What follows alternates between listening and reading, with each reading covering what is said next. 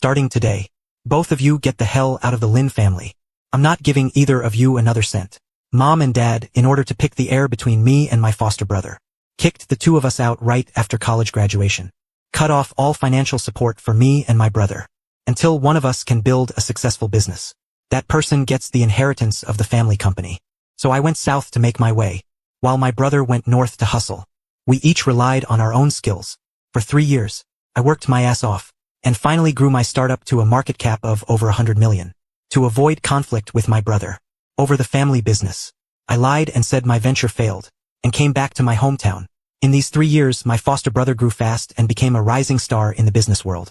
But at the inheritance ceremony, father's old rival suddenly joked, "Old Lin, if you really wanted to train your sons, you shouldn't have given them free resources. You should have made them figure things out on their own." I said with a smile, "Uncle Meng, you're joking. My dad even cut off our living expenses. It's just that my own ability can't compare to my brother's." Uncle Meng looked drunk. "Impossible. Last year your dad traded shares for me to open up Northern Resources. You dare say it's useless?" I suddenly looked at Dad. His face looked awful. He gave a couple dry laughs. "Tianqing, you are our biological son. No matter what, your life won't be bad in the future. But what about Tianqin? He's always been insecure. We're just giving him enough security." Mom interrupted me. Her face turned cold. "You act reckless because you're the biological child. If you had any self-awareness, you'd start from the bottom. If you dare to covet your brother's position as heir, don't blame us for being unkind." My heart felt bitter. I gripped my phone tightly. It held all their shady moves. "Since that's the case, I have no reason to cover for you anymore." I looked at my father. "I only have one question for you. Is what Uncle Meng just said about opening up the Northern Resources true?"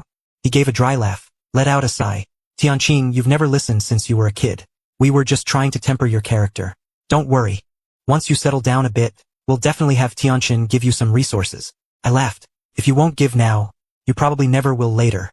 And you clearly said it was a fair competition. But you secretly gave resources to my younger brother. That's your idea of fairness?" My eyes turned red. "What do you even see me as? Just someone to mess with?"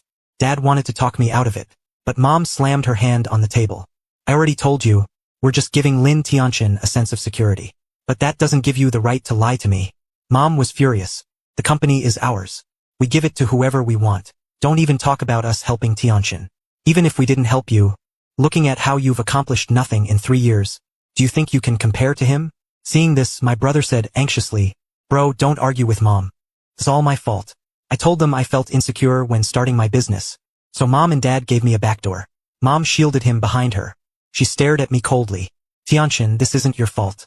No need to apologize to him. You can't even run a business without messing it up. Do you think you have the capability to lead the company? We've all seen Tianqin's hard work. He has management skills. It's only right for him to be the heir." Dad sighed too. "Tianqing, you've been spoiled since childhood. All you know is eating, drinking, and having fun. We were never comfortable handing the company over to you. Tianqin was always capable of doing it well.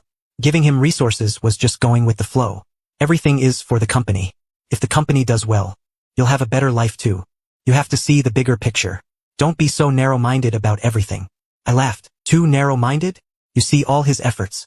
But what about me? To get investors and clients. When I drank until my stomach was in unbearable pain. Where were you?" I kicked the chair over. The chair barely grazed. "Lin Tianqin." Mom and Dad stared at me in shock. This was the first time I went against them like this. But right then, Lin Tianqin suddenly fell to the ground, crying out in pain. "Ah! My leg, brother. You're right to hit me. I know I'm just an adopted son. I shouldn't have taken your heir status. I don't want it anymore. Please don't hurt me anymore." Seeing this, Dad's face was full of anger. "You bullied Tianqin plenty when you were kids. Now I see our choice was right. Otherwise, if you became the heir, he'd be beaten to death by you." Mom, worried, rolled up my brother's pant leg. There was only a scratch, but she glared at me fiercely. "If anything happens to Tianqin, don't ever come back to the Lin family. And forget about being the heir. Don't even think about it." Watching them defend Lin Tianqin like that, my heart turned ice cold. I gave a bitter smile. "Since that's the case, then let's cut ties. Forget the heir.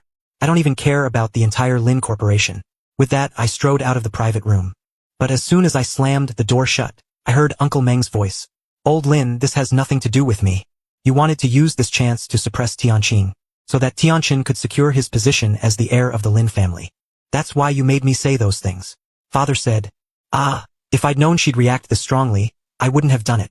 I paused mid-step, still holding onto a shred of hope in my heart, thinking he might feel for me.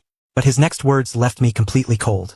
What if he feels resentful and retaliates against Tianqian? Have you forgotten? We bribed his investors and clients just to make sure he could never recover. He's just putting on a brave face now. When he's truly desperate, he'll come crawling back. Mother let out a cold laugh. Hearing that, I couldn't hold back my tears any longer. So that's why I couldn't secure investments or find clients back then. It was all arranged by them in advance. If I hadn't turned my focus to overseas markets, I'd probably be deep in debt by now, with no way to turn things around. At that moment, the stomach I'd wrecked from drinking with clients back in the day suddenly started aching, weak and pathetic.